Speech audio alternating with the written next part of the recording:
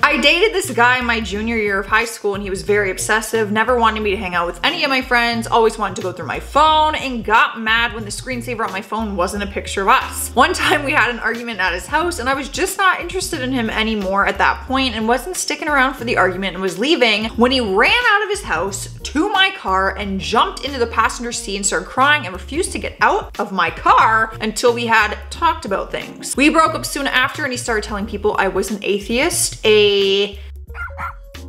and even made a Twitter so he could stalk me and also harass me. I had been in a serious accident where a motorcycle was involved and the man that was driving the motorcycle didn't survive, and he went as far as to make hateful comments about that as well, which is a low blow. This is why I make sure I'm friends with someone for a while now before I start dating them. Gotta make sure they aren't effing crazy. I think we can all learn the lesson here by maybe get to know people first before you start dating them, because that sounds like an absolute nightmare. But I also feel like those little things that you mentioned in the beginning, a lot of us can relate to. I also dated someone who was all those little things about like your phone background, blah, blah. Oh man, I've been there. He started messaging all the new guys he thought I would maybe go out with, asking them not to invite me out because he felt he still had a chance with me. This happened with around 10 guys. He didn't even know them in person. I didn't even know them. So he started messaging random guys that you didn't even know in case you might go out with them. Sounds like this guy's got too much time on his hands. Like, bro, you're doing too much. Read a book, go for a jog, pick up a new hobby. Like, you have way too much time on your hands to be out there messaging all those random people. Walked miles in the snow to my house. That sounds romantic at first. Tapped on my bedroom window for an hour until I acknowledged him. I turned him away. In the morning, I heard rustling in my closet. Upon waking up, that little effer snuck into my house somehow and was hiding in my closet. I threatened to call the cops, so he left. Weeks later, he emailed me pictures of me.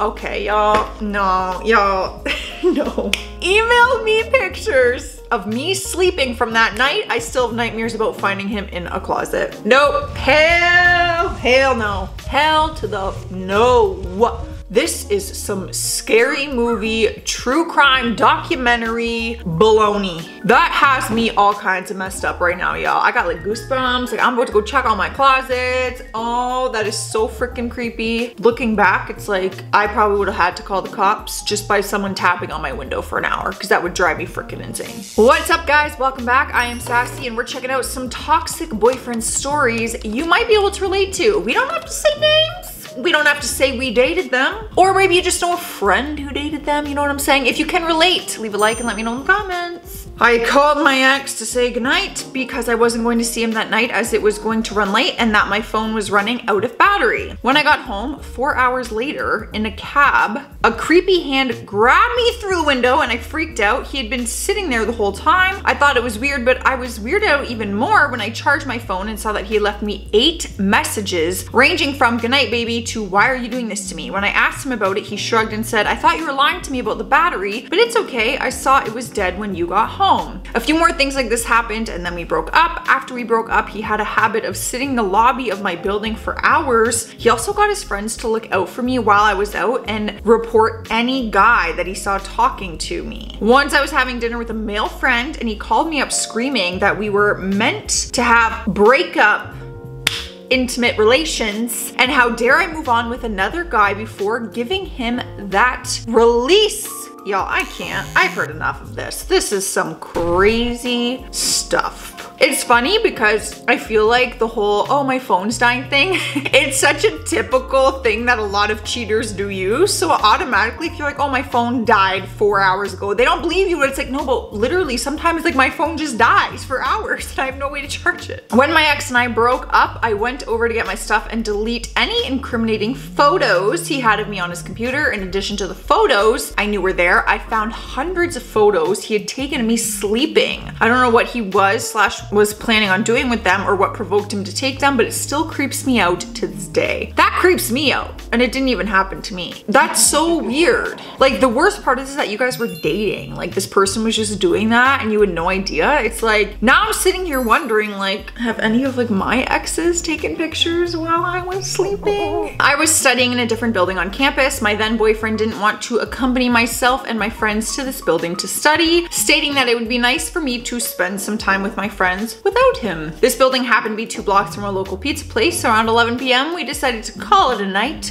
from studying and grab some pizza. I returned to my dorm around 12 a.m. and went to visit my boyfriend. He asked how my night was and I proceeded to tell him the interesting bio homework I did and ended with the story about grabbing pizza. He then began to yell at me for not getting him a slice of pizza. I left because it was stupid. I was getting screamed at over the fact that I didn't bring him food when I went out with my friends. Over the next month, he would withhold random stuff from me, intimate relations, things I left in his room, etc. because I didn't bring him pizza that night. Y'all, being hangry is one thing, you know, like I feel like when we're really hungry or we're really tired, we tend to be like maybe a little more angry than we should be. This is a whole different thing. This is not hangry. This is a problem. I'm concerned for his mental health, like genuinely. There's no way someone's that pissed about not getting a slice of pizza, and I think it's best that you move on. Once a guy broke up with me because I wouldn't become a nudist with him and he couldn't be with someone who didn't support his lifestyle. I guess I was just too close-minded.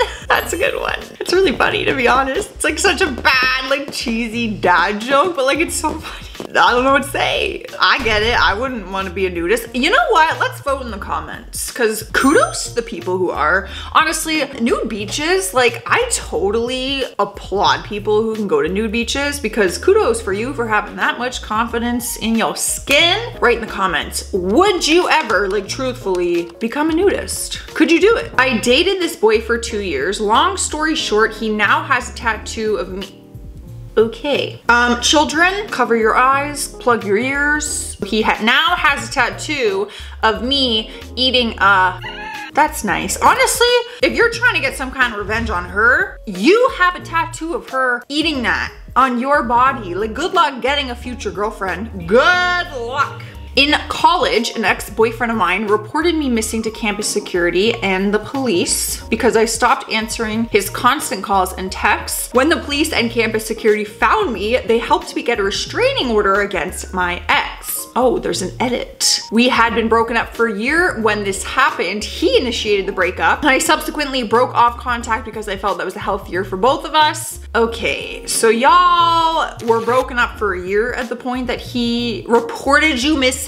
That's a very serious offense, like to report someone missing when they're very much not missing. They're just ignoring you because you can't take a hint. We'd been dating for about a year and admittedly, I gained a bit of weight. I went over to his house to hang out, and as you do when you're 17 and have zero income, and after watching literally hours of him playing Xbox, I was hungry. God forbid. I went for a handful of cheese puffs, to which he replied, exactly how much weight have you gained? Mother effer, I wish I had replied, 180 pounds of a-hole. Absolutely, F you, buddy. Your boyfriend says that to you? Like, that's your person. They're supposed to make you feel beautiful no matter what, and they're supposed to remind you that bodies are going to fluctuate naturally and that it doesn't make you any less beautiful either freaking way. Y'all, I need to teach men some lessons about dating. Girls too, trust me. But I'm just saying, man, because of the context of the video today, so don't come at me in the comments. Some guy I dated cheated on me and then lied and told me he had cancer. I still don't understand this move, and then we broke up over text message. There's a lot to unpack in one sentence. Cheated on you, lied and said he had cancer, and then you broke up over a text message. Honestly, probably better, because would you really want to do that breakup in person? Not with someone who cheats and someone who lies about having a very serious illness. All right, guys, well, that's it for today. Before I leave, I'm doing today's sassy shout out, and it goes to Anna Burnham. They said, there's no outshining girls, we shine together. Such words of wisdom, words to live by. You are awesome. Thank you. I do live by those words. I don't understand. Why is there competition? What's the competition? Why can't we both be equally as successful? You know what I'm saying? I don't get it. It stresses me out. But thank you. And thank you for being here. And thank you for agreeing. I'm out of here though, you guys. Stay classy and stay sassy. Bye. Oh, long one. Spooky. Hold on. Never mind. I have it. 4. At first, no. I called my ex to say goodnight because because I wasn't going to see him that night as it was going to run late. Okay, y'all need to proofread. Oh my gosh, proofread before posting. Okay, I have a friend. You know what? No, I'm not gonna expose that story. It's not my story to tell. Let me just say that. 17? Why is there so many? How many am I at? Y'all, I'm gonna cut it short. There's 17 of these. Y'all, you crazy. Have you even subscribed to the channel yet? Don't be a fake fan. Hit that subscribe button. You know you want to.